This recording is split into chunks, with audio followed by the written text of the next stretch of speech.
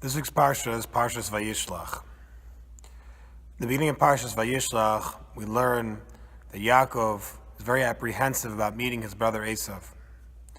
His brother Esav had promised that he would kill Yaakov because he stole the blessings which were intended for him, and therefore Yaakov was very afraid to meet his brother Esav. Esav, of course, at least initially, had very bad intentions. His plan was to decimate Yaakov and his entire family and take away his wealth.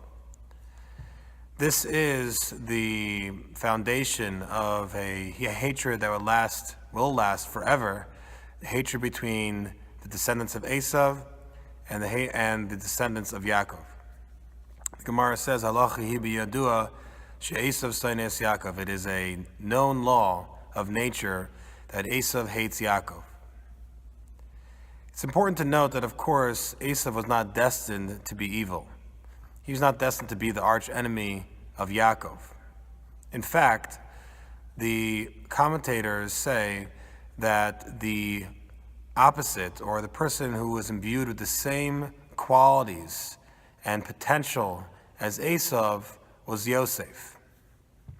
Yosef, Yaakov's son, was the antidote, so to say, to Esav. The only medicine to cure oneself of an Esav is with the character of Yosef. Yosef had the similar traits, similar potential, similar strengths, and he was able to become a tzaddik, a righteous person, while Esav turned to evil. There's another person who is a descendant of Esav who actually used the traits of Esav for the good. His name was Ovadia. He was a prophet in the times of Izebel and Achav, the evil kings of Israel. Many years later, he was a descendant of Edom, of Esav, and he converted to Judaism and became a prophet. His one-chapter prophecy, or the written part of his prophecy that we have, which is in one chapter, the book of Ovadia, is the Haftarah for this week's Parsha. In there, the Haftarah states, the Redeemers will come to redeem the Jewish people. They will come to the mountain of Esav, Har Edom. Vaisal Hashem HaMelucha, and Hashem's kingship will rule supreme. Meaning that this animosity between the two people, Yaakov and Esav, is something that will last until the very last moment before Mashiach will come. And only then will it be changed. Ovadia, like Yosef, was a person who took the characteristics, the strengths, the potential of Esav and turned it for the good. Now, what was that potential? Our commentators explain that Esav had a similar strength of character to Yitzchak. And that's actually why there was a stronger relationship between Esav and Yitzchak, who was the father of Esav, than with Yaakov, whose father also was Yitzchak.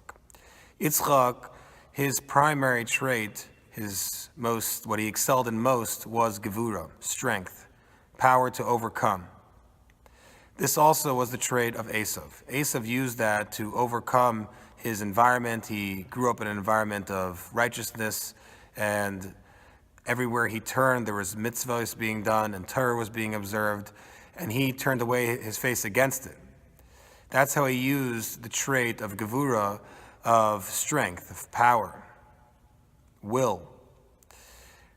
Now, the exact opposite was exhibited by Ovadia. Ovadia grew up in the house, the royal monarchy at that time, the evil royal monarchy, and everywhere he turned, he saw idols, he saw evil, he saw wickedness, and he used his strength, his willpower that he inherited from his great-great-grandfather Esav to convert to Judaism and be a righteous person.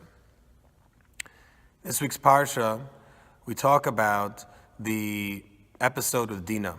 Dinah was abducted while visiting friends by the prince of Shechem. And when her brothers heard about it, Shimon and Levi, they decided that they were going to take revenge, and basically they came up with a plan to weaken the people of Shechem and quite literally kill every male in the city of Shechem. What's very perplexing about this story is that why did Shimon and Levi have to kill all the inhabitants of Shechem?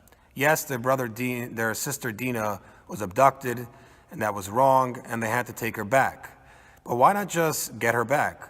Why destroy everybody in the city? The only person who seems to be guilty is the prince of Shechem who had taken her. That's the question. Let me know what you think. Have a good Shabbos.